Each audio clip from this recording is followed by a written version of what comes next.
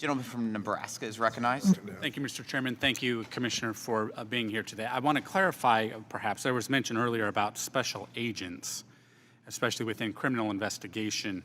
Now, it's my understanding from a communication I received from your agency last fall that criminal investigation plans to hire 360 special agents per year over the next 5 years, for an approximate net gain of 1,200 special agents, considering attrition.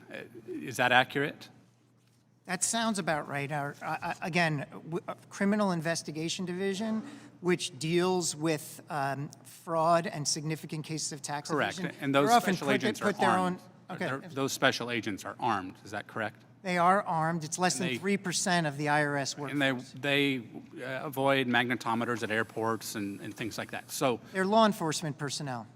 now, you said earlier that you're not hiring any new special agents that will be armed, but it sounds to me like you are. Well, my understanding, I'm glad you're clarifying, my understanding of the question was around audits. Our CI division, our Criminal Investigation Division, they do not conduct audits. What they do is they are investigating acute issues of fraud and tax evasion, Okay. and typically they're armed when they're putting themselves in danger. I understood. I understand.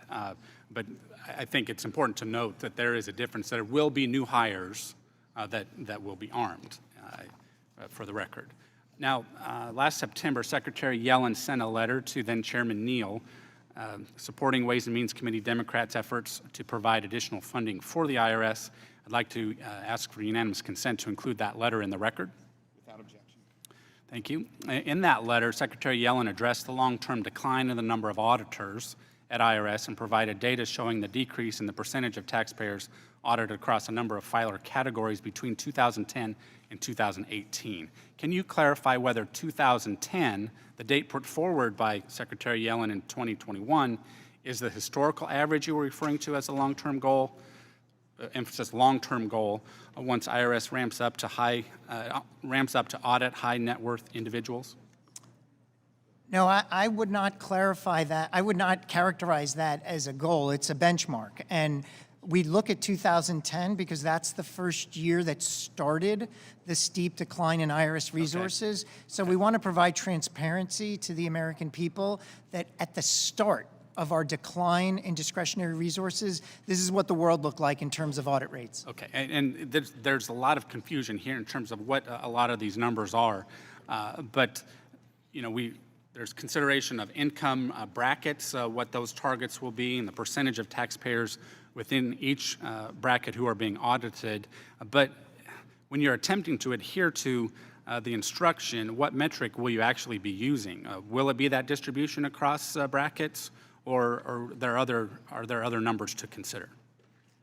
I think what we would do, Congressman, is look historically at the type of coverage we had when we were at our healthiest. So, for example, if you look back at our audit rates when at our healthiest, we had fairly high audit rates for individuals with more than $20 billion, or companies with more than $20 billion in assets. We are more than half of that right now, and so I wouldn't call it a target, but it's a trend to make sure we're getting back to healthy levels. Now, the Joint Committee on Taxation found that more than 90% of underreported income actually came from taxpayers earning less than $400,000. So how can we expect to generate $191 billion in new revenue over the next decade without drastically actually increasing the number of audits on families making less than $400,000, not even considering for the impact of inflation, since the president set the $400,000 threshold not long ago? I mean, the math seems to be difficult to reach. Yeah, and this is a very important question, and I'm glad you asked it. Look, there is a lot of mounting evidence that there is significant underreporting or tax gap in the highest income filers. For example, There's a study that was done by the U.S. Treasury Department that looked at the top 1% of Americans and found as much as $163 billion of tax dodging. Roughly manual taxes. 90% of the new audits, 90% of the new audits will be of those making less than $400,000. Is that correct? No, none of the new audits will be of people earning under $400,000. So maybe I'm not understanding your question. There will be new audits under the Inflation Reduction Act, but those will all be focused on our highest wealth filers, individuals, So the historic partnerships. average is not relevant then, as referenced earlier. Not for a number of years, no, it won't be. Okay, I wish I had more time. Thank you.